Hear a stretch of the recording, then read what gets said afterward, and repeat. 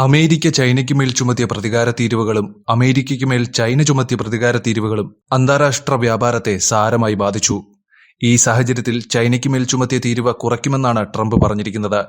ഇതോടെ അമേരിക്കയും ചൈനയും തമ്മിലുള്ള വ്യാപാരയുദ്ധം ഉടൻ അവസാനിക്കുമെന്ന് പ്രതീക്ഷിക്കാം.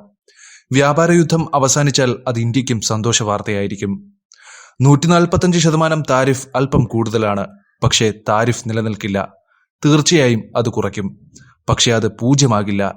ചൈനയ്ക്ക് തീരുവകളൊന്നുമില്ലാത്ത ഒരു കാലമുണ്ടായിരുന്നു. ഏറ്റവും കൂടുതൽ ദുരിതം അനുഭവിച്ചത് നമ്മളാണ്. ഇത് വീണ്ടും സംഭവിക്കില്ല. ഇന്നലെ വൈറ്റ് ഹൌസിൽ മാധ്യമപ്രവർത്തകരോട് സംസാരിക്കവേ ട്രംപ് പറഞ്ഞു, ഭാവിയിൽ നമുക്ക് നന്നായി പെരുമാറാം. അവർ നന്നായി പെരുമാറുകയും ചെയ്യും. എന്തായാലും നമ്മളുമായി ഒരു കരാറിൽ ഒപ്പിടേണ്ട ഒരു സാഹചര്യത്തിലേക്ക് അവർ എത്തണം, ട്രംപ് പറഞ്ഞു. അതുപോലെ ഒരു നിക്ഷേപക യോഗത്തിൽ സംസാരിക്കവേ US treasury secretary Scott Bessent പറഞ്ഞത് ഇത്രയും വലിയ നികുതികൾ സുസ്ഥിരമല്ലെന്നാണ്.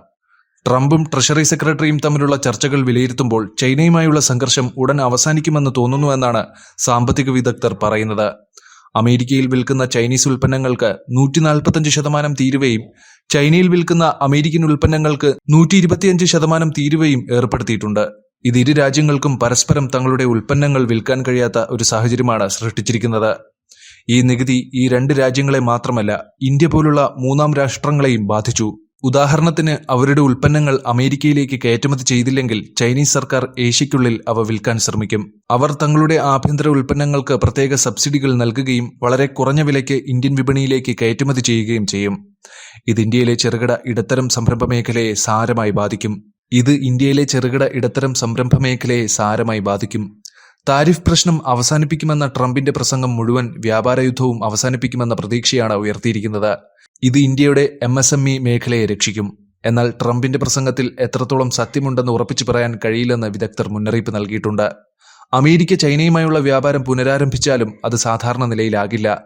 അന്താരാഷ്ട്ര വ്യാപാരത്തിൽ പുതിയ നിയമങ്ങൾ സൃഷ്ടിക്കപ്പെടും. ഇന്ത്യ അതിനനുസരിച്ച് സ്വയം തയ്യാറെടുക്കണം. ചൈനയുമായി വ്യാപാരം നടത്താൻ ആഗ്രഹിക്കാത്ത രാജ്യങ്ങൾ ഇന്ത്യയെ സമീപിക്കും. ഈ അവസരം പ്രയോജനപ്പെടുത്താൻ ഇന്ത്യ തയ്യാറായിരിക്കേണ്ടതുണ്ട്. അതേസമയം ബ്രിക്സ് സംഘടനയിലൂടെ ഇന്ത്യക്ക് നിരവധി വളർച്ചാ അവസരങ്ങളുമുണ്ട്. ബ്രിക്സിലെ ഏറ്റവും വലിയ രാജ്യങ്ങളാണ് ചൈനയും റഷ്യയും. അതുകൊണ്ട് റഷ്യ ഉൾപ്പെടെയുള്ള ബ്രിക്സ് വഴി ഇന്ത്യയുടെ വ്യാപാരാവസരങ്ങൾ വർദ്ധിപ്പിക്കണമെന്ന് വിദഗ്ധർ പറയുന്നു.